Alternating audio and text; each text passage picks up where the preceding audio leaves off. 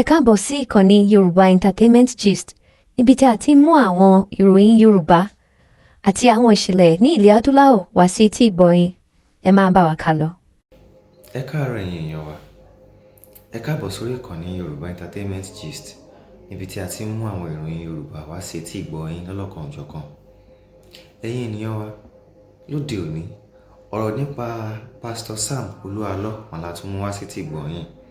Gbogbo wa la mọ̀ awuyewuye tó yí pásítọ̀ yìí ká lẹ́nujọ́ mẹ́ta yìí táwọn èèyàn sọ wípé ìyàwó wọn sọnù, àwọn ò rí ìyàwó wọn. Oríṣiríṣi àwọn ènìyàn ni wọ́n ti jáde, oríṣiríṣi ọ̀rọ̀ ni a ti gbọ́ lórí ọ̀rọ̀ ibi tí ìyàwó Pastor Olu Alo wà. Ṣebí àwọn Yorùbá ni wọ́n bọ̀ ló máa ń pa òwe wípé ọmọ ẹni kú ó sàn ju ọmọ ẹni nù lọ. Tí a bá mọ̀ wípé ẹni yìí ó ti kú, ó ti ṣaláìsí, gbogbo àwọn èèyàn á ti gbọ́kàn kúrò ńbẹ̀. Ṣùgbọ́n ènìyàn ẹlẹ́ran ara tá à ń rí tẹ́lẹ̀ lójoojúmọ́ tó wá di pé ó dọ̀sọ́kàn òrukàn àárí mọ́. Èyí ló fa awuyewuye táwọn èèyàn fi ń jáde tí wọ́n fi ń pe pásítọ̀ yìí pé níbo ni ìyàwó yín wà. Gẹ́gẹ́ bí a sì ti mọ̀ lórí ọ̀rọ̀ tá à ń sọ yìí náà, ajàfẹ́tọ̀ọ́ ọmọ ènìyàn kan, arákùnrin kan tá a lè pè ní ajàfẹ́tọ̀ọ́ ọmọ ènìyàn, àti wípé ká tó sọ pé ajá fún àwọn ẹni tó ṣe wípé ní wọ́n ti jìn sí ọ̀fin àwọn ìránṣẹ́ Ọlọ́run ayédèrú táwọn èèyàn ń pè ní fake pastors ní òde òní, ìyẹn arákùnrin Rotimi Daniels. Òun mà ní a tún gbọ́ pé àṣírí ẹ̀ mà ti tú lórí awuyewuye ẹ̀ àti bó ṣe ń gbawájú gbẹ̀yìn lórí ọ̀rọ̀ Pastor Olu Alo yìí, láti lè rí dájú pé a mọ̀ bí tí ìyàwó Pastor Olu Alo wà. Ẹ jẹ́ kí a gbọ́ ẹni tó tako Rotimi Daniels, ẹ jẹ́ kí a gbọ́ ìròyìn láti ẹnu ẹni yẹn. Kí ló fà tó fi sọ pé àṣírí Rotimi Daniels tú? Àwọn ọ̀rọ̀ wo ló so mọ́? Òun la tún wọ́n mú wá sí etí ìgbọ̀yìn léni ẹ̀yin èèyàn wa. Ẹ máa bá wa ká lọ. Ẹ ṣé púpọ̀. Ẹ bá mi share ètò dáadáa. Afẹ́fẹ́ ti fi àti rídìí adìẹ. Kò sẹ́ni tí ò mọ ibi tóbìnrin gbà bímọ ká tó ní kọ́kọ́ yìí sí iná. Ẹni tó mú ọkọ láàárọ̀ tó délé tó fọkọ́ pamọ́ tó bá yá ọkọ náà ni ó padà wàá fi pamọ́ nígbà tó bá yá. Gbogbo tó o bá ṣe lénìí ò ń ṣe é lẹ̀ torí ọjọ́ ọ̀la ni, kò sí ní tẹ̀yàn ṣe tí ò nẹ́san. Ọ̀nà méjì lè tó tẹ̀lé máa pẹ́ sí. Ọ̀nà àkọ́kọ́ nípa ọ̀rọ̀ bàbá wòlíì Sam Olu Alo á sọ̀rọ̀ nípa ẹ̀ àti àdábà irọ́ tí Rotimi Daniels ń pa nípa bàbá yìí. Àwọn àṣírí ti tú. Tẹ́ ẹ bá wò tọ́pìkì yìí ẹ rí i pé mo kọ́ sípẹ̀ pé Rotimi Daniels is a devil and a liar. Rotimi Daniels onírọ́ ni, ó dẹ̀ tún jẹ́ èṣù. Rotimi Daniels ó jẹ́ agent fún èṣù, ẹni tá a gbé dìde ní ìrìn ìgbà kẹyìn yìí láti wá fi ẹnu ẹ̀ bà ọ̀pọ̀lọpọ̀ iṣẹ́ rere táwọn bàbá wa nù ìgbàgbọ́ ti ṣe jẹ́. Tẹ́ ẹ ṣe ń wò mí yìí má bá mi follow page yìí dáadáa. Nọ́mbà tẹ́ ẹ máa pè mí sí rèé. Ẹ̀yin náà bá ní nǹkan tẹ́ ẹ fẹ́ jẹ́ ká jọ sọ papọ̀. 070 31 85 72 77 070 31 85 72 77 070 31 85 72 77. Nọ́mbà tẹ́ fi bẹ́ẹ̀ mi sí wáìsì sọ̀rọ̀ gangan lélẹ́yìí. Rotimi Daniels onírú ayé, ẹlẹ́mìí òkùnkùn, ẹni tá a gbé kalẹ̀ láti wá rí àwọn bàbá wa bọ́ tí ò sì ṣeé ṣe. No one can stop Christianity. Ẹgùn sàlẹ̀ rí pé mo kọ́ síbẹ̀. No one, kò sí ẹni náà tó lè dí Christianity lọ́wọ́. Ìgbàgbọ́ ti wá ó sì ti dúró. Ká tó bí àwọn bàbá wa ìgbàgbọ́ ti wà. Ìgbà tán bá àwọn bàbá wa ìgbàgbọ́ wà. Bàbá wa bí àwa ìgbàgbọ́ sì wà. Nígbà táwọn náà bá tún lọ ìgbàgbọ́ ò tún ní kú. Ìwọ ni kó mọ nǹkan tó gbàgbọ́. Ìwọ ni kó mọ ẹni tó dúró nú ẹ̀. Má jẹ́ kí ọ̀rọ̀ òdì, àwọn ọ̀rọ̀ asán tó ń tẹnu èèyàn asán jáde yìí sí ọ, má jẹ́ kó wíìkì ọkàn láti má tẹ̀lé Jésù Kristi mọ́. Àṣírí Rotimi Daniels tú. Ẹ gbọ́ àwọn voice note kọ̀ọ̀kan lẹ́nìí. Màá tún wá sọ̀rọ̀ nípa bàbá wòlíì Prophet Samson Adeniyi, bàbá fìtílà ẹ̀mí tó wà ní ọ̀rẹ́. Rotimi Daniels ó kàbùkù dọ́dọ̀ wọn. Ó kàbùkù dọ́dọ̀ wọn. Dádì, ẹ̀yin ò nídìí àti dá lóhùn. Ohun tí màá fi bá yín dá lóhùn bẹ lọ́wọ́ mi ń bì. Ọ̀rọ̀ ìwé mímọ́ ni màá fi bá yín dá lóhùn. Mo sì ń bọ̀ ńbẹ̀. Ẹnìkan bá mi sọ̀rọ̀ lóru ìjẹta. Ó kọ́kọ́ mẹ́sẹ̀jì mi ní WhatsApp. Ẹ jẹ́ kí n wá chat ẹ̀ jáde. ìgbà tẹ́ni yẹn mẹ́sẹ̀gì mi yóò dá nọ́mbà yẹn mọ̀ máa play àwọn voice note kan lórí ètò lásìkò yìí. ìgbà tẹ́ni yẹn mẹ́sẹ̀gì mi ò dá nọ́mbà yẹn mọ̀ mo ta ni léyìí mẹ́sẹ̀gì pọ̀ o ó send oríṣiríṣi voice note sí mi. ìgbà tó send ẹ̀ sí mi mo wá bẹ̀rẹ̀ sí ń gbọ́ ní kọ̀ọ̀kan mo gbọ́ dáadáa.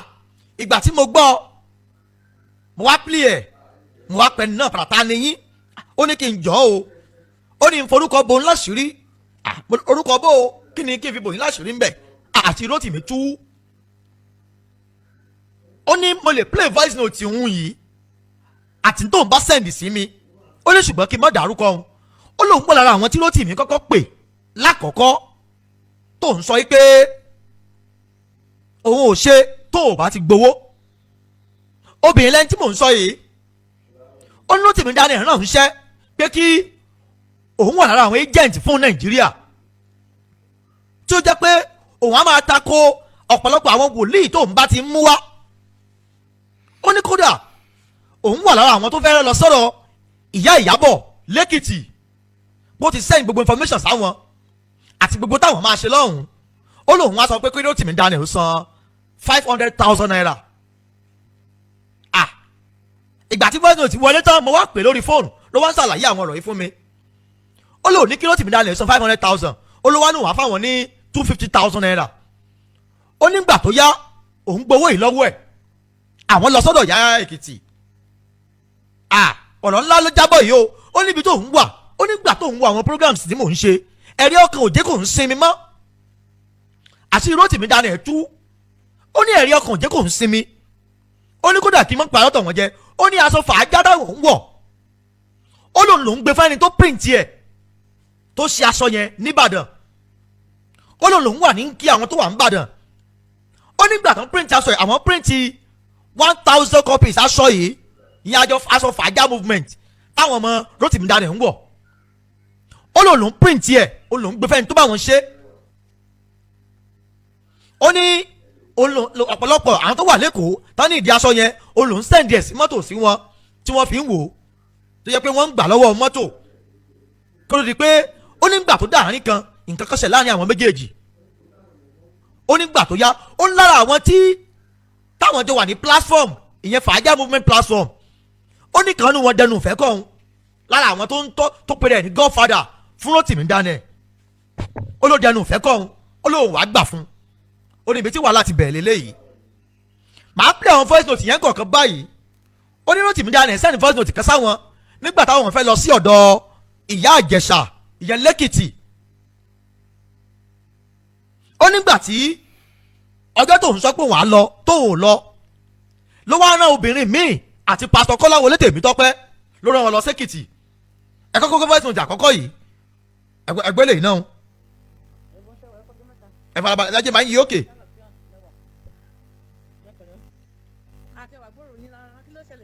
ṣé Rotimi fẹ́ lé yín wọlé idiot yìí ò lè lé yín wọlé náà olórí burúkú ò lè lé yín wọlé báwo ló ti máa lé yín wọlé. àǹtí mọ̀rin mo fún ní formation ó bínú pé mo fún ní formation. ṣé ń gbọ́ o. ẹ jọ iṣẹ́ yìí ò ṣiṣẹ́ nìkan náà. ṣé ń gbọ́ o. programu yìí mò ń gbọ́ lọ́wọ́ sí iṣẹ́ yìí ò ṣiṣẹ́ nìkan tèmi ni pé ká ti rí Ìyábọ̀ dẹ̀ sọnù. ṣé ń gbọ́ o. France ni Ìyábọ̀ wà. ṣé ń gbọ́. abẹ́ àwọn ìjọba ló wà. ṣé ń gbọ́. òun gan sáfó lu alọ́nu. ṣé ń gbọ́. mo sọ fún yín lọ́jọ́ yẹn mo ní ká ṣáà ti rí Ìyábọ̀ òní kókó. olórí burúkú ò lè lé yín wọlé náà.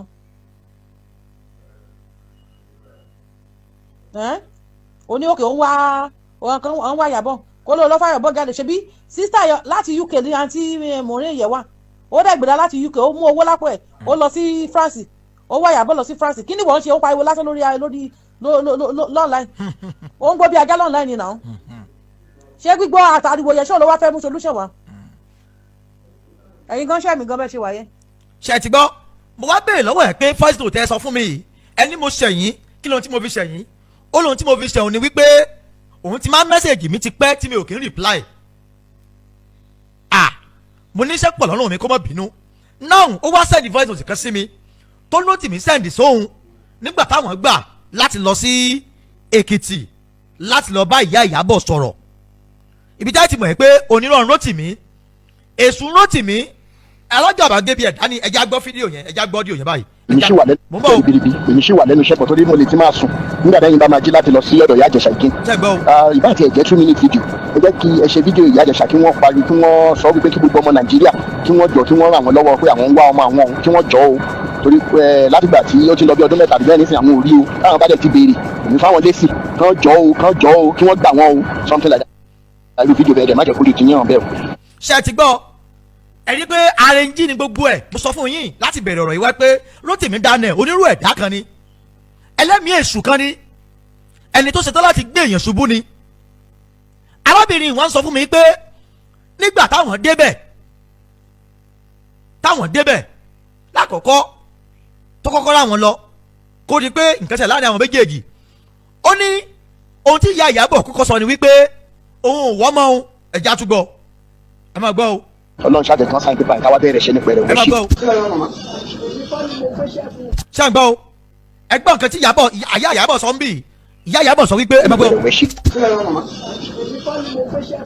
ìyá Ìyábọ̀ ń sọ pé àwọn ò gbéṣẹ́ fún Rotimi ìjẹ́ mọ̀ ẹ́ pé ìkan lára àwọn ẹ̀gbọ́n Ìyábọ̀ ó sì bá Ìyábọ̀ sọ̀rọ̀ ní oṣù karùn-ún ọdún yìí yẹn ní May ọdún yìí àwọn béèrè lọ́wọ́ ẹ̀ pé kí ni díẹ̀ tí òfin bá yẹ ẹ̀ sọ̀rọ̀ mọ́ ó ló dìgbà tí yàǹbá tó kúrò nílé tí Olúalọ kọ́ fún wọn kó tó bá yàǹ sọ̀rọ̀ pé òun sì nìkan máa gbowó lọ́wọ́ Olúalọ mọ́ ẹ wá dá mi lóhùn báyìí sẹ́ni tààrẹ ò yá tẹ́lá rẹ̀ ò yá tẹ́lẹ̀ lọ France ẹ̀yìn mẹ́bàdéjọ́ ló ń lọ France wọn lára Ìyábọ̀ ò yá sẹ́ni yẹn ló bá yẹ ẹ̀ sọ̀rọ̀ lórí sick bed tó ní kí ìyá òun kó kúrò lónú létí Olúalọ wà ẹ̀ sọ pé ìkan ṣe Rotimi Daniels onírọ́ ni alágàbàgebè ẹ̀dá ni kò ní òótọ́ torí pé ìwà ìbàjẹ́ tó wù tí wọ́n fi lé kúrò ní drama unit ní Redeem tó wà nìbàdàn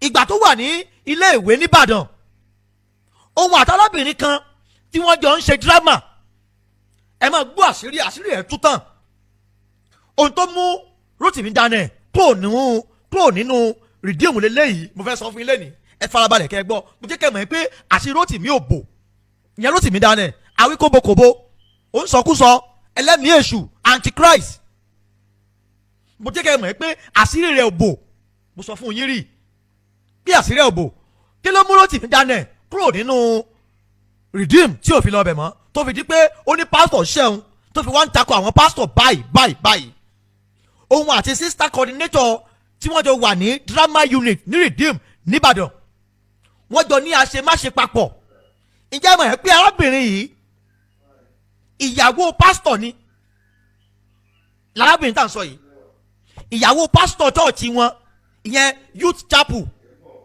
àfẹ́sọ́nà pásítọ̀ ni arábìnrin tí wọ́n jọ ń ṣe drama yẹn àwọn méjèèjì wọ́n wá jọ ní ìbásùn àṣírí wá tú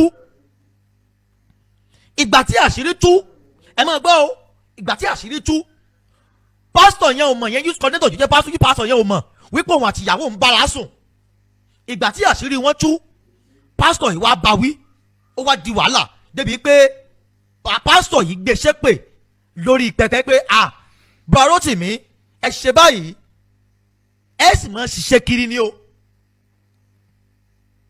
ǹjẹ́ mọ̀ pé ọ̀rọ̀ yìí ló gbé Rotimi Daniels kúrò nínú Redeem tó ń lọ nígbà tó wà Nàìjíríà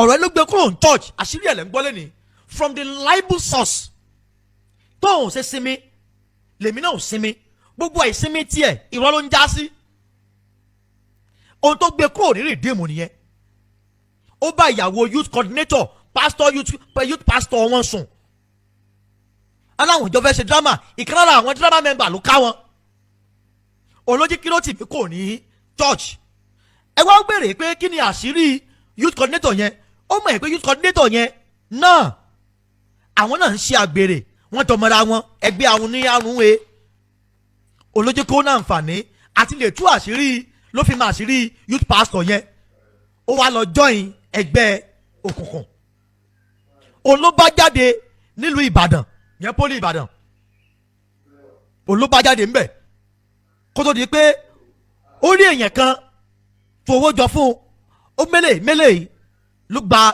ìlú UK tó wà báyìí lọ mo ti sọ fún yín láti bẹ̀rẹ̀ pé Rotimi Daniels torí ìwà ìbàjẹ́ tó ṣe òun ló jẹ́ kó máa ṣe nǹkan tó ń ṣe yìí.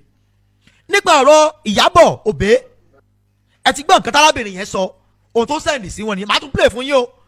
Ìyábọ̀ Òbé wà lálàáfíà, ìkan lára àwọn ẹ̀gbẹ́ ẹ̀ sì bá sọ̀rọ̀ lóṣù karùn-ún ọdún yìí. According to interview ẹnìyẹn bẹ̀ mí ó ní mi gbọ́dọ̀ rìkọ́ọ̀dù téèyàn bá sì fi Jésù bẹ̀ mí màá gbọ́. Ó lóun sì bá Ìyábọ̀ sọ̀rọ̀ tó jí àbúrò òun sọ̀rọ̀ ní oṣù karùn-ún yẹn oṣù May. Ó lóun tí Ìyábọ̀ ń fẹ́ ni wípé kó kúrò nílé tí bàbá Olualo kọ́ fún un pé torí pé òun ò nífẹ̀ẹ́ Olualo mọ́. Ó ní kódà òun bá àwọn ọmọ Ìyábọ̀ sọ̀rọ̀ tí ò sí nǹkan kan tó ṣe àwọn ọmọ yìí.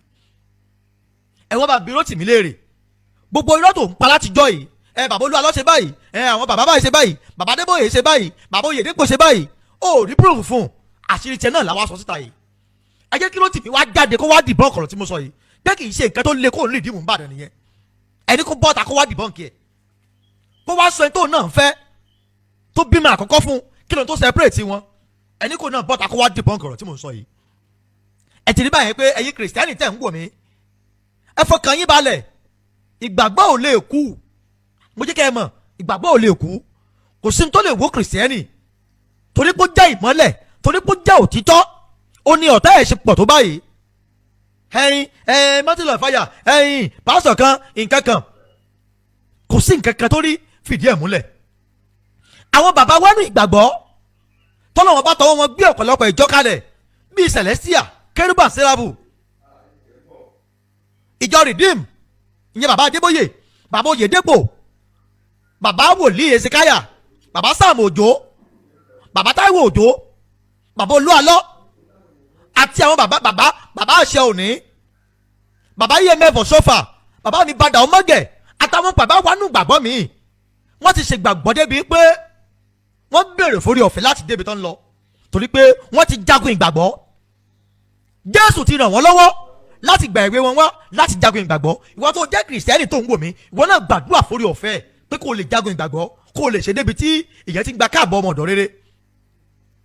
Mo sọ fún yín lẹ́nìí pé Rotimi Daniels onírọ́ ayé àtọ̀run Rotimi Daniels kò sí òótọ́ kankan lẹ́nu Rotimi kí mo sọ fún yín lẹ́nìí kò sí òótọ́ kankan lẹ́nu ẹ̀. Àkáǹtì tí Rotimi fi ń gbowó tó dẹ̀ fi ń sanwó fáwọn èèyàn GT bank account ni Godfather àṣírí tẹ náà tú ṣèbí torí pé ẹkúrọ̀ yín jọ sí platform tí o tó ń sin obìnrin tó wà ń bàdàn tí ò gbà fún ọ tó nílé ọkọ lòún wà ṣèbí torí ẹ ló ṣe parọ́ ọmọ lọ́dọ̀ Rotimi ìyẹn Godfather elépè àkànnàbà Rotimi tó fi ń gbowó rèé GT bank account Rotimi Daniels 00 ló bẹ̀rẹ̀ 34 ló parí ẹ̀ bẹ́ẹ̀ ni ẹni kó jáde tí kì í bá ṣàkà nọ́mbà Rotimi nìyẹn GT bank account yẹ o rèé o 00 ló bẹ̀rẹ̀ account yẹn 34 ló parí ẹ̀ Daniel Rotimi lórúkọ account yẹn tẹ̀sí báyìí pé Rotimi ń parọ́ òun rán Rotimi ẹ wá já gbọ̀n kan tí báyìí bù pé Rotimi torí pé èmi ò ní pè lórúkọ burúkú bẹ́ẹ̀ ni mi ò ní gbé ṣépè ṣùgbọ́n ẹ já gbọ̀n kan tí báyìí bù pé kẹ́ ẹ lè bá mọ̀ pé ohun tí mò ń ṣe lórí ètò yìí kì í ṣe àdágbọ́n orí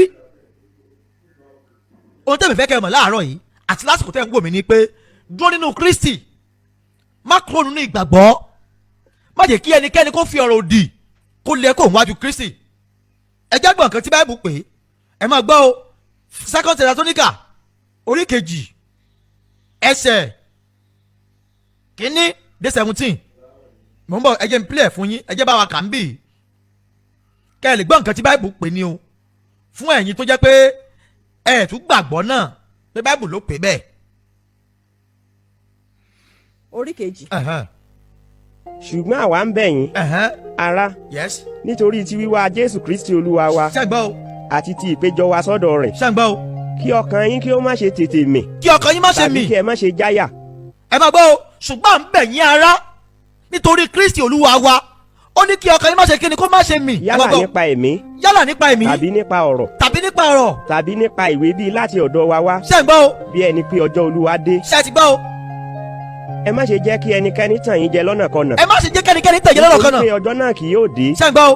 bí kò ṣe pé ìyapa nìbá kọ́ dé. ṣẹ́gbọ́n báyìí ẹ má ṣe jẹ́ kí ẹnikẹ́ni tàn yín jẹ lọ́nàkọnà. ìwọ kìrìsìtẹ́nì mọ́ tó gbà lónú ìgbàgbọ́ má bẹ̀rù má bẹ̀rù má bẹ̀rù torí pé àwọn ẹníṣẹ́ bí àwọn ẹlẹ́mìí òkùnkùn ti wà ń gbòòrò. kí a sì fi ẹni ẹ̀ṣẹ̀ ẹni hàn. ṣẹ́gbọ́n. tí í ṣe ọmọ ègbé. tí ń ṣe ọmọ ègbé. ẹni tí ń ṣòdì. ṣẹ́gbọ́n o. tí ó sì ń gbé ara rẹ̀ ga sí gbogbo ohun tí a ń pè ní Ọlọ́run. ṣẹ́gbọ́n o. tàbí tí à ń sìn. ṣẹ́gbọ́n o. tó bẹ́ẹ̀ tí ó jókòó ní tẹ́ḿpìlì Ọlọ́run. ṣẹ́gbọ́n o. tí ó ń fi ara rẹ̀ hàn pé Ọlọ́run ni òun. ṣẹ́gbọ́n ìyẹn ló tì mí. ẹ̀yin kò rántí pé nígbà tí mo wà lọ́dọ̀ yín. okay. mo ń sọ nǹkan wọ̀nyí fún yín. Ọlọ́run o. àti nísinsìnyí ẹ̀yin mọ ohun tí ó ń ṣe ìdènà kí a lè bá a fi hàn ní àkókò rẹ̀.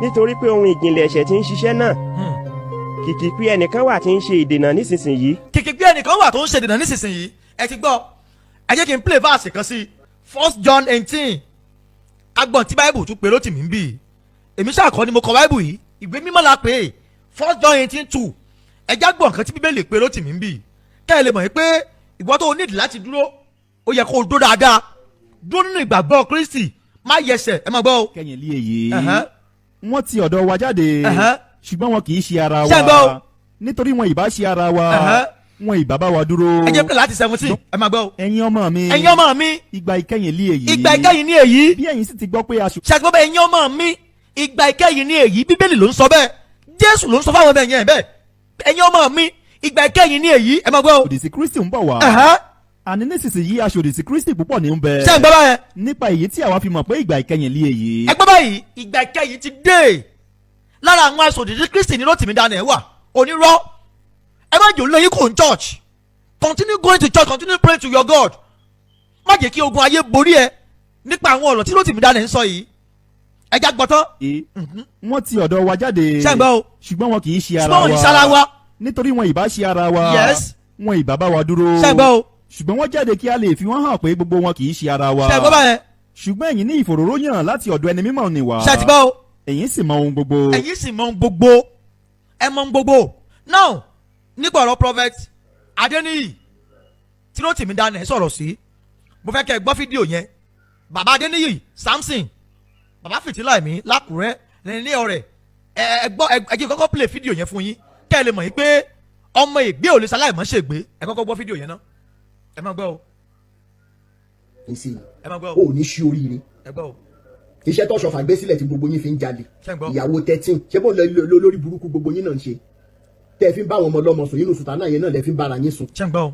olùṣí olórí burúkú iṣẹ́ ti bọ́ lọ́wọ́ gbogbo lọ ṣiṣẹ́. ìwọ gan Samson iṣẹ́ ti bọ́ lọ́wọ́ tẹ náà báyìí ojú ti tì ọ́ àṣírí ẹ̀ tú ṣèbí wọn náà báyàwó youth coordinator yín sùn redeem ìyẹn sísítà tẹjọ ń ṣe drama ṣèbó ló jẹ́ kí wọ́n lé wọn náà kó ń bẹ̀ làṣírí tẹ náà fi tú oníbàbá ẹbí jọ sọfà fẹ́yàwó 13 jọ́sọ̀ mọ ìyàwó tí Solomon fẹ́ tó mọ ìyàwó tí Solomon fẹ́ sá jọ nínú bàbá tó fẹ́yàwó tó fẹ́ ní sùlọ́kà tó sọ tó yẹ kán ṣe àti ìwọ tó ṣe yàwó rí láyé tó jẹ́ pé àlè lóbìnrin tó bímọ fún ọ ńkọ́ jọ kí ni yàtọ̀ yín méjì jọ sí òsì yàtọ̀ ńbẹ̀ ìwọ tó yẹ pé àlè obìnrin ló bímọ fún ọ ọmọ tá a post lẹ́ńgẹ́ mẹ́ta yìí sóòsì nǹkan orí ìyá ẹ̀ ni kó tó máa kílèmù pé wọ́n lọ́mọ ṣùgbọ́n máa lè náà ni ìwọ náà gbà sọ́dọ̀ torí pé ọmọ tó gbé sọ́dọ̀ yìí ìwọ náà ṣe nǹkan orí ẹ̀ náà ẹtúgbọ́ bẹ́ẹ̀ ẹtúgbọ́ díẹ̀ sí ni o ẹ má gbọ́ o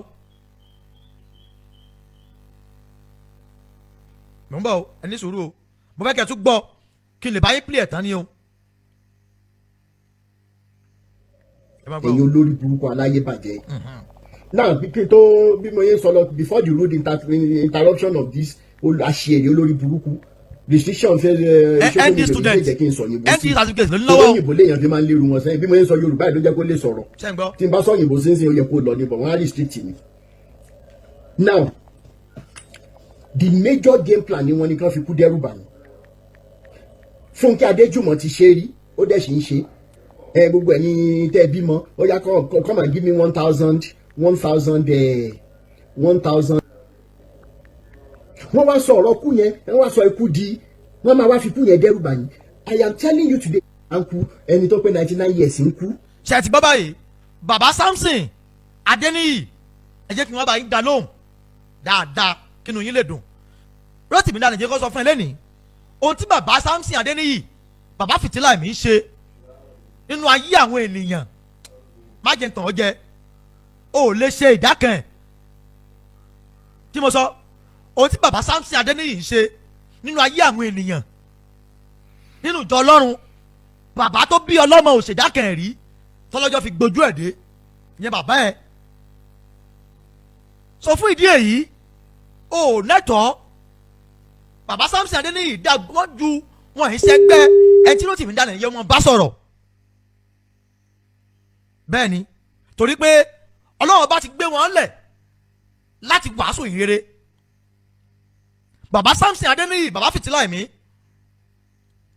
àwọn tí wọ́n ràn lọ́wọ́ tó ń jẹ ní nkí àwọn bàbá ò bọ́ wọn tó fi kú bàbá tó bí ọ bàbá ẹnjìníà kò bọ́ ọ̀yàn kò ṣe eré fún yàn bí o ti bàbá Samson Adéníyì ń ṣe o wá sọ̀rọ̀ bàbá Ọ̀ṣọ́fà olófẹ́yàwó 13 ìwọ tó fi àárọ̀ níyàwó ńkọ́ tó sì ná ọmọ lọ́wọ́ jọ ṣé kìí ṣe pé ṣe àgbèrè ló fi bí ọmọbìnrin tá a post lẹ́yìn jọ́mẹ́ta yìí ṣé kìí ṣe pé ṣe àgbèrè ló fi bí ìwọ tó ní òótọ́ kan látàárọ̀ dálẹ́ tí ò sí òótọ́ kankan lẹ́nu ẹ èpè tó wáṣẹ́ yìí bàbá Samson Adéníyì ẹ wájú ń dá lóhùn báyìí bíbélì yóò dáhùn èmi kọ́ ni màá dá aláìgbàgbọ́ yẹn èmi kọ́ ni màá dá lóhùn ẹ jáwèé proverb 26:17 proverb 26:17 oníkẹ́ ẹjọ́ dáhùn ẹ jẹ́ ọ̀yá ẹ máa gbọ́. òwe orí kẹrìndínlọ́gbọ̀n. proverb 26:17 ok orí kejì ẹ jábẹ̀ láti kínní proverb 26:1-2 ẹ já gbọ́. orí kẹrìndínlọ́gbọ̀n. yes. bí òjò dídì ní ìgbà ẹ̀rùn. ok. àti bí òjò ní ìgbà ìkórè. bẹ́ẹ̀ li ọlá kò yẹ fún aṣiwèrè. ṣé ẹ ti gbọ́ sà. bí ẹyẹ fún ìṣíkiri. ṣé ẹ ti gbọ́ sà. àti alápáǹdẹ̀dẹ̀ fún fífò. yes. bẹ́ẹ̀ ni ègún kì yóò wà láì nídìí. ṣé ń gbọ́. lágbà fún ẹṣin. ìjánu ó ní ègún kì yóò wà láì nídìí. ìyẹn fún Rótìmí nìyẹn o ẹ bá mi wo Matthew 3:44 Rótìmí Daniels o ti forí gbẹ̀gùn bíbélì ájẹ̀ntàn jẹ kí wọn ló ṣe o ti forí gbún ègún ó kàn dùn mí ni pé bàbá ló fẹ́ jèso báyìí kéyìn mọ́ lọ́ máa kà wọ́n ọmọ lọ́jọ́ ọ̀la ẹ ṣí à program yìí dáadáa Rótìmí is a devil and is a liar Proverb Matthew 5 ẹni sùúrù o Matthew 5:44 fẹ́ kẹ́ ẹ já gbọ́ dáadáa kẹ́ ẹ lè mọ̀ pé bàbá wòlíì Adéníyì ẹ má wulẹ̀ dá lóhùn bíbélì ti fún Rótìmí lésì tó dáa kò sí ní tẹ́ wá nínú báìbù tẹ́ ẹ̀ rí kò sí ní tẹ́ wá níbẹ̀ tẹ́ ẹ̀ rí ẹ já gbọ́ láti 43 ẹ já gbọ́ láti 43 ẹ má gbọ́ o ẹ má gbọ́ o. ẹ̀yin ti gbọ́ bí a ti wí pé ìwọ fẹ́ ọmọnìkejì rẹ kí ìwọ sì kórìíra ọ̀tá rẹ ṣùgbọ́n èmi wí fún yín ẹ fẹ́ àwọn ọ̀tá yín ẹ súre fún àwọn ẹni tí ń fi yín ré ẹ ṣoore fún àwọn tí. ẹ má gbọ́ o ṣùgbọ́n èmi wí fún yín ẹ fẹ́ àwọn ọ̀tá yín ẹ súre fún àwọn tó ń fi yín ré ẹ má gbọ́ o ẹ má gbọ́ o kórìíra yín kí ẹ sì gbàdúrà fún àwọn tí ń fi àrùn kan bá yín lò tí wọ́n ń ṣe inúnibíni sí yín kí ẹ̀yin kí ó lè máa jẹ́ ọmọ baba yín tí ń bẹ lé ọ̀run. bàbá Adéníyì. nítorí tí ó ń mú òórùn rẹ̀ ràn sára ènìyàn búburú. ṣẹ́gbọ́n báyẹn ẹ filẹ̀ kí ẹ̀yin lè ṣe kíni kẹ́ ẹ lè jọ́ baba yín tó ń bẹ ní ọ̀run ṣùgbọ́n ìta lólómi náà wàá sọ̀rọ̀ kan o tí màá fi parí ètò láàárọ̀ yìí fẹ́yìn tẹ́ bá ń wò mí láàárọ̀ àtẹ̀ntẹ́ ń wò mí lọ́sàn-án gbogbo bàtẹ́ bá ń wò mí ìta lólómi 28:15 ó ní màá fi parí ẹ̀ bí akílẹ̀ gẹ́gẹ́ láti àná ó lè bá àyíwá dáadáa ìta lólómi 28:15 èsì fún Rótìmí lórí ẹ̀yìn bàbá wòlíì tó ń gbé ṣépè bẹ́ẹ̀ ni èsì fún rèé mo fẹ́ bá yín fún lésì dáadáa kẹ́ ẹ lè mọ̀ pé ọ̀rọ̀ Rótìmí ó náwó kan nú táyé ò bá ṣe èèyàn ò ní mọ̀ tàpá sí ẹni àmì òróró bẹ́ẹ̀ ni táyé ò bá ṣe èèyàn 28:15 kí ló sọ mo ń bọ̀ o ẹ̀yẹ́ bá yín pìlẹ̀ jáde mi kẹ́ ẹ lè gbọ́ 28:15 mo ń bọ̀ ẹ ní sùúrù díẹ̀ o 15 ó yá o.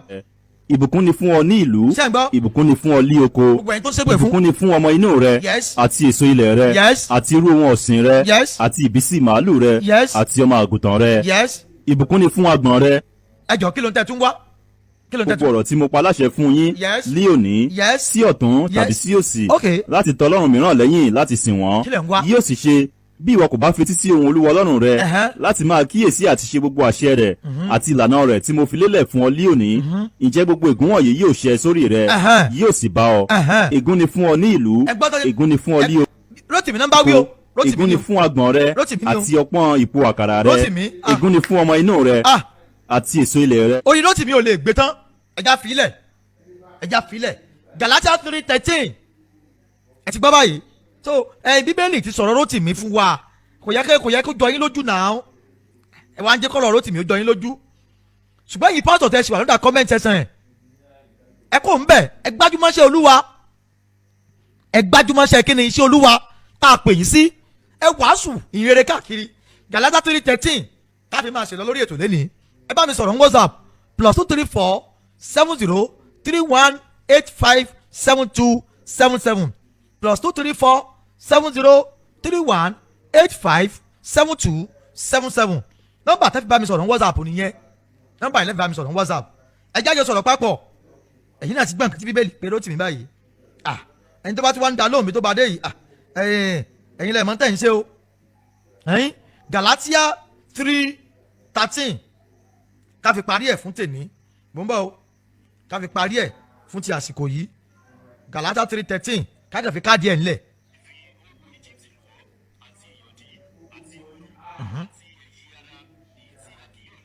ẹ ní sùúrù o.